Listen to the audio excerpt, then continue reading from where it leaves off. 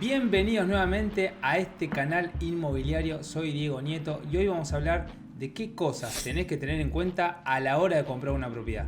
Si ya te autorrespondiste las preguntas que vimos en un video anterior, que tratábamos de plazo, presupuesto, ubicación y qué características tiene que tener en cuenta la propiedad que estás buscando, ahora sí es momento de avanzar hacia la búsqueda de tu nuevo hogar. Bueno, lo primero que deberías hacer, ya sea vos o tu agente inmobiliario que te está colaborando en la búsqueda, si ese fuese el caso, es sentarte, empezar a mirar la compu, el celular o lo que fuera y empezar a investigar lo que hay en los portales web. Hoy casi todo el mundo, por no decir todo el mundo, publica en internet las propiedades que quieren vender, con lo cual lo más probable es que allí encuentres la propiedad que estás buscando. Seguramente más adelante haremos un videito con algunos tips que te ayuden a hacer más eficiente esa búsqueda en los portales y no marearse con tanta info que hay dando vuelta en internet. Bueno, vamos a suponer que ya tenemos seleccionadas entre 5 o 10 propiedades, que más o menos es un número recomendable, y ahora sí estamos en condiciones de avanzar hacia el siguiente nivel. Vamos a dividir la cuestión en 3 etapas. La etapa 1 va a ser lo que tenemos que tener en cuenta previo a la visita, en ese famoso llamado a la inmobiliaria, cómo sacarle mayor provecho. La etapa 2, los tips o sugerencias que vamos a dar durante la visita para tener en cuenta, que no se nos escape ningún detalle. Y la etapa 3, el posterior a la visita, si es que realmente te interesó la propiedad. En este video vamos a ver puntualmente la etapa 1, donde la mayoría de la gente suele hacer las dos mismas preguntas de siempre, que es: ¿está disponible la propiedad?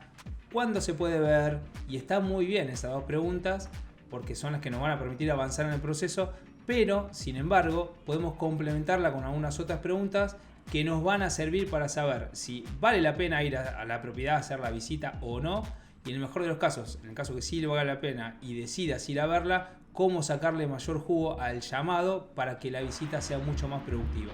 Una de las principales preguntas que le podríamos llegar a hacer a la inmobiliaria ya directamente del llamado es si la documentación está en regla, si está, por ejemplo, lista para escriturar. Sería una pregunta inteligente y esperar a ver qué nos responden del otro lado, porque quizás hay que resolver algo previo a la escritura o quizás no. Si la respuesta es no, es decir, que no está lista para escriturar, no significa que haya algo malo con la propiedad o con el propietario, no necesariamente significa eso. Con lo cual nos va a permitir esa pregunta escuchar qué pasa del otro lado y en base a eso después decidir. A veces puede pasar que haya algún trámite que está un poco demorado con una sucesión de por medio, por ejemplo, y la inmobiliaria te dice que de acá a 30 días se puede llegar a resolver. A veces uno de los propietarios, uno o más de los propietarios, quizás está al exterior, no dejó ningún poder, tiene que venir a firmar y dice que va a venir dentro de 2 o 3 meses. Cualquiera fuera el caso, tendrías que saberlo y ya de entrada, porque hay que ver si la realidad de la propiedad o de los propietarios se ajusta con tus realidades. Quizás vos estás en condiciones que no podés esperar 1, 2 o 3 meses o lo que fuera para poder escriturar y tomar posesión, por ejemplo, de la propiedad. Bueno, así como esto hay muchos ejemplos más, con lo cual creo que esta es una de las preguntas que habría que hacer e inclusive de entrada ya en el llamado a la inmobiliaria. Número 2. ¿La propiedad está desocupada? Esta es una pregunta que deberíamos hacer sí o sí y no veo que por lo general se haga mucho.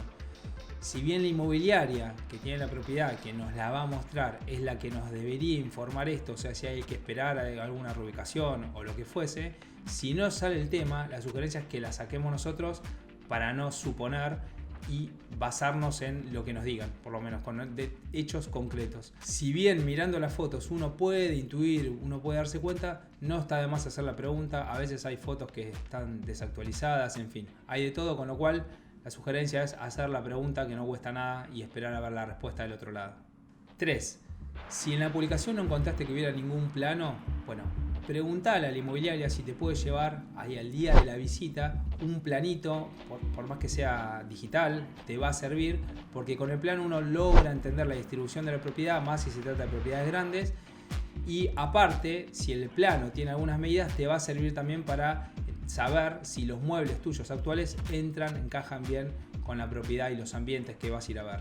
4. Si la propiedad que vas a ver se trata de un PH, preguntá sí o sí si está el reglamento de copropiedad, si hay copia de reglamento de copropiedad, por dos motivos. Por un lado, porque el escribano lo requiere, y si la copia no está, si el escribano no va a tener a disposición ninguna copia como para verla, lo más probable es que haya que pedir un segundo testimonio. Eso requiere tiempos burocráticos y bueno, todo eso me parece que hay que saberlo de entrada. Y por otro lado, el reglamento es el documento que regula las normas de convivencia de los vecinos, con lo cual deberíamos saber si hay algo concreto que justamente debamos conocer, como por ejemplo cómo se utilizan los espacios comunes, si hay algún espacio de uso exclusivo de la propiedad, pero que en realidad le corresponde a todo el edificio en general, no solamente a la unidad. También es importante indagar cómo se organizan los servicios, es decir, por ejemplo, si hay algún servicio compartido.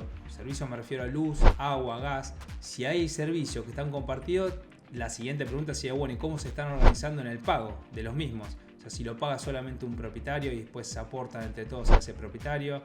Otro tema común en los PHs es saber si pagan o no expensas. Por ejemplo, si hay un consorcio o, como decíamos recién, si lo está administrando todo un vecino.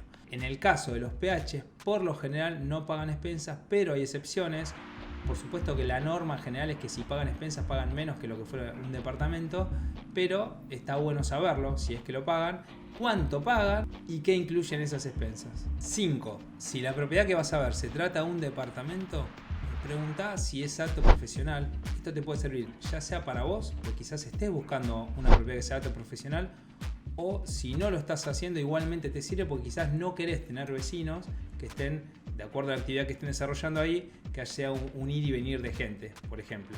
Con lo cual esa pregunta es importante para hacerla, sea o no que esté buscando un departamento apto profesional. Y otro tema es saber si el edificio o el consorcio en sí, los vecinos, tienen alguna restricción con el tema mascotas, por ejemplo.